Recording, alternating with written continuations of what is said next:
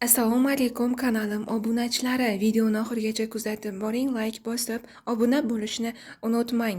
Prokuratura xodimi xususiy klinikada burnini operatsiya qildirgach vafot etdi.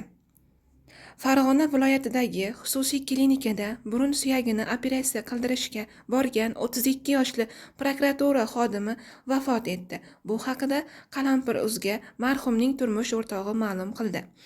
Uning bildirishicha, erkak Farg'onadagi xususiy klinikalardan biriga burun suyagi operatsiya qildirish uchun o'z oyog'i bilan kirgan, biroq qaytib chiqmagan. Nahotki sog'lom odam doktor xatosi bilan hayotdan ketishi mumkin. 3 farzandim otasiz qoldi, deydi erkakning turmush o'rtog'i o'z murojaatida.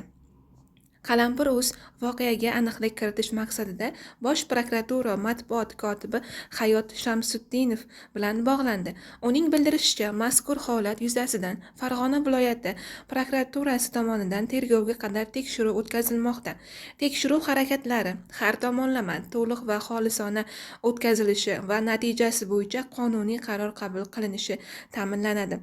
Ma'lumot uchun, marhum Iqtisodiy jinoyatlarga qarshi kurashish departamenti Farg'ona viloyati boshqarmasi tezkor bo'limi tezkor vakili lavozimida ishlagan.